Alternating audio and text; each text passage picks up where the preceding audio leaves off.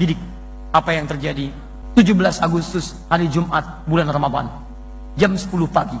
Diikrarkan kemerdekaan Indonesia.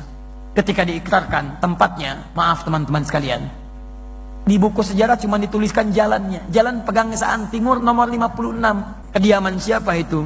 Kediaman orang Islam. Namanya Syekh Faraj bin Marta. Mewakafkan rumahnya untuk kepentingan proklamasi kemerdekaan Indonesia. Tahun 1323 Hijrah. Berkumpullah kemudian di Tanah Abang dan Krukut sekarang. Krukut, wilayah Jakarta. 4 orang ulama. Ada Said Al-Fakhir, ada Said Abdurrahman, ada Said Muhammad, ada Said Sehan. 4 orang. Kumpul di situ merumuskan. Kita ini kenapa ya? Sudah 300 tahun kurang lebih. Kita tidak bisa mengatasi penjajahan Belanda. Kalah terus. Apa yang kurang? Dilumuskan oleh ulama. Oh, kita ini berjuang terpecah-pecah, tidak bersatu. Kita kalah di pendidikan.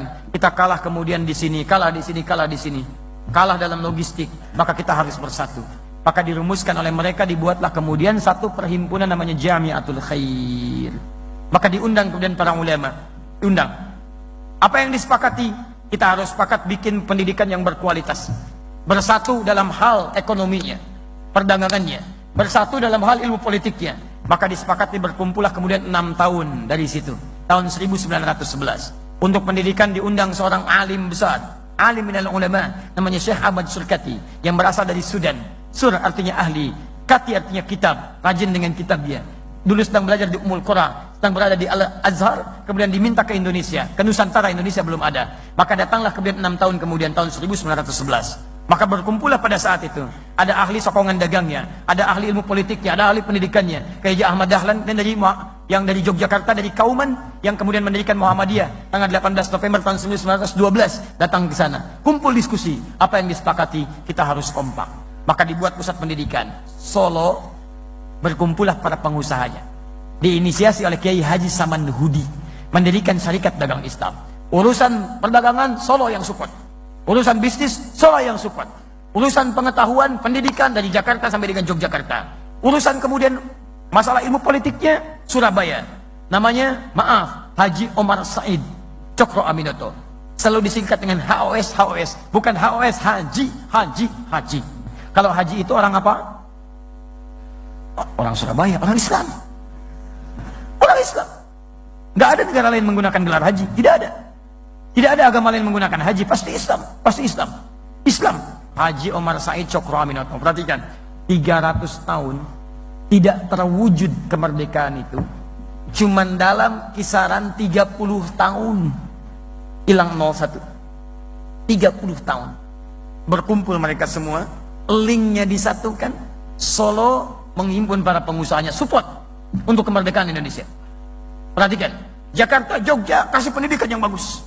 Sampai sekarang Jogja dikenal dengan kota pendidikan.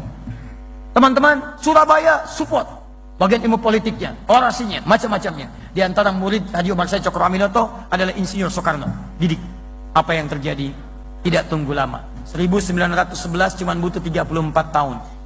Tadi 300 tahun nggak dapat, sekarang 34 tahun. 1911 tambah 34, 1945. 17 Agustus, hari Jumat, bulan Ramadan. Jam 10 pagi. Diikrarkan kemerdekaan Indonesia. Ketika diikrarkan, tempatnya, maaf teman-teman sekalian, di buku sejarah cuma dituliskan jalannya. Jalan Pegangsaan Timur nomor 56. Masya Allah, apakah proklamasi dilakukan di jalan? Tidak. Ternyata di halaman rumah nomor 56. Nomor itu kan rumah, tempat. Kalau jalan tidak pakai nomor. Jalan Kiai Haji Wahid Hashim di jalan. Nomor berapa? Nomor sekian, berarti tempat tertentu. Jalan Pegangsaan Timur, jalan nomor 56, kediaman tertentu. Kediaman siapa itu? Kediaman orang Islam, orang Indonesia, keturunan Yaman. Namanya Syekh Faraj bin Marta. Syekh Faraj bin Marta mewakafkan rumahnya untuk kepentingan proklamasi kemerdekaan Indonesia.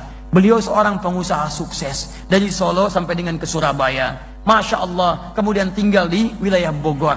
Insinyur Soekarno dapat kemudian hadiah dari beliau. Diwakafkan rumahnya, proklamasi di situ. Saya sampai sekarang punya salinan ucapan terima kasih Negara Kesatuan Republik Indonesia pada keluarga besar Syekh Faraj bin Marta. Kumpul semua. Dengan kemuliaan itulah terjadi kemerdekaan Indonesia. Dicantumkan di Undang-Undang Dasar atas berkat rahmat Allah yang Maha Kuasa. Di pembukaan undang-undang, jadilah undang-undang. Pasal 29 ayat 1. Negara berdasar atas ketuhanan yang Maha Esa. Jadi sila pertama di Pancasila, ketuhanan yang Maha Esa. Nilai beragama ada di situ. Jadi ada pengakuan di situ. Negara Indonesia saja bisa sukses, bisa merdeka, lawan penjajah hanya dengan maaf bambu runcing, merah darah, putih kain kafan, jadi bendera. Kalau bukan atas berkat rahmat Allah yang Maha Kuasa, mustahil ada kemerdekaan. Makanya teriakan pertama yang menghadirkan kemerdekaan, teriakan Allahu Akbar. Allahu Akbar. Di kalimat Allahu Akbar itu bukan kalimat teroris. Itu kalimat kemerdekaan. Itu kalimat yang menjadikan negara kesatuan Republik Indonesia. Kalimat yang diakui di undang-undang, di pembukaan disebutkan. Jadi dasar negara, jadi Pancasila. Itu Allahu Akbar. Takbir. Takbir. Allahu Akbar. Di kalimat itu yang mewujudkan negara kesatuan Republik Indonesia. Makanya teman-teman sekalian, kalau tidak ada tuntunan Al-Quran yang diamalkan pada saat itu 1905, mustahil bisa 35 tahun, 34 tahun negara Indonesia bisa mendapatkan kesuksesannya untuk merdeka. Baca. Dan tidak mudah itu, luas luar biasa. Lihat buku yang sama, halaman 19, paling kanan sebelah atas. Luas negara kita aja, itu daratnya 2 juta kilometer persegi. Lautannya 3.200.000. Kalau dikumpulkan Eropa semua kumpul, belum sampai menyamai Indonesia. Satukan Perancis, Belanda, Spanyol, Belgia, itu maaf, belum cukup untuk menjadi Indonesia. Luas. Pulaunya 13.677 pulau. Belum termasuk Pulau Gadung, Pulau Gebang, Pulau Mas dan sebagainya. Luas. Tidak mudah menyatukan itu. Kalau bukan karena Allahu Akbar, bukan karena Quran, mustahil. Nah sekarang pertanyaannya, negara kita sudah merdeka dengan prinsip Al-Quran, dengan prinsip sunnah. Dibawa bahkan utusannya ke Yogyakarta. Silahkan cek di Museum Yogyakarta. Utusan dari Turki datang menyampaikan 2 sifat. Satu bendera warna hitam dengan bertuliskan La ilaha illallah sebagai perlambangan Ka'bah, manhaj Al-Quran. Kedua bendera warna hijau bertuliskan Muhammadur Rasulullah sebagai gambaran dari sunnah. Jadi negara ini dibawa dengan prinsip Al-Quran, dengan prinsip sunnah Nabi sampai ke kemerdekaan. Tinggal kita sekarang bagaimana mengisinya. Masalahnya ada kalangan-kalangan tertentu dari dulu, dari kalangan orientalis, dari kalangan orang-orang yang tidak suka Indonesia mencapai kemerdekaannya. Mereka tahu sumbernya dari Quran, mereka tahu sumbernya dari sunnah. Makanya antum dijauhkan dari Al-Quran dan sunnah. Antum dijauhkan jauh dari Al-Quran. Silakan cek, hanya baca. Quran itu hanya boleh ada di masjid, bahas dalam kitab, nggak boleh muncul di perekonomian. Begitu antum bawa gerakan Quran menuju perekonomian, antum akan banyak diserang. Silakan, kalau cuma ceramah di masjid, antum nggak akan diotak-atik. Tapi ketika antum kumpul, orang Islam pengusaha kumpul, ayo kita masyarakatkan nilai-nilai Qurani dalam masyarakat perdagangan kita. Jauhi riba, jauhi ini, jauhi itu. Bikin misalnya supermarket yang baik, bikin ini yang Islami, baru antum akan disoal. Islam di masjid nggak akan disoal. Tapi kalau nilai Islam dibawa ke politik, antum bawa politik Islami yang jujur, yang baik, hindari korupsi, antum akan disoal di situ. Silakan cek. Bawa ke manajemen, antum akan disoal di situ. Kenapa? Karena mereka takut orang-orang Islam itu akan bangkit, mendapatkan nilai keislaman, memberikan pencerahan untuk dunia. Tidak ada sejarahnya di muka bumi ketika Islam berada di puncak kekuasaan selain menghadirkan kedamaian, ketentraman bagi seluruh umat yang ada di muka bumi. Cek. Islam berjaya di Spanyol, Yahudi ternaungi, Nasrani ternaungi, agama lain ternaungi.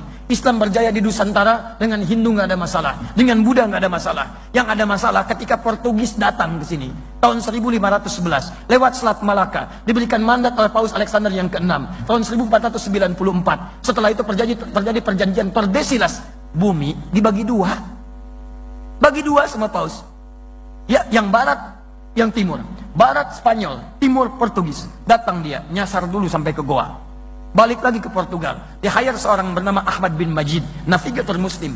Tolong arahkan saya kepada pusat rempah-rempah. Datanglah kemudian sampai ke Selat Malaka.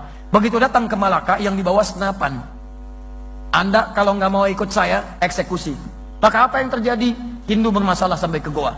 Cina bermasalah ke sana. Yang tadinya harmonis, muncul masalah luar biasa. Terus, begitu sampai Malaka, pengen menguasai Sunda Kelapa. Datang ke Sunda Kelapa, datang bawa senjata, datang bawa meriam. Tidak ikut saya habisi. Masya Allah. Misinya 3G. Sekarang sudah 4G. Dulu 3G. Gold, glory, and gospel. Begitu datang bukan cuma gold, kuasai rempah-rempah emas. Glory, bawa kemenangan, ekspansi. Lihat, dulu Islam datang cuma membuka fatah, tidak mengekspansi. Yang mundur, maju. Terbelakang, jadi paling depan. Punya pengetahuan Islam. Lihat, masuk ke Spanyol, berjaya. Masuk ke Palestina, berjaya. Masuk ke Nusantara, berjaya. Nggak ada yang diusir, biasa aja. Cuman ahli sejarah belakangan, maaf, merubah nilai sejarah itu sehingga anak-anak sekarang tidak tahu. Perhatikan anak-anak zaman now tuh, ketika mereka belajar tentang sejarah, jauh. Coba lihat, uang 1000 itu, di uang 1000, siapa yang tergambar dulu di uang 1000? Kapiten Patimura. Siapa nama aslinya? Thomas Matulesi. Dari mana antum tahu Thomas? Kalau disebutkan Thomas, yang terbayang apa? Oh, jangan langsung ke situ aja. Thomas bisa kereta-keretaan, mobil-mobilan, kan? Ada Thomas, kan? Masya Allah, badminton, piala Thomas dan sebagainya. Ada.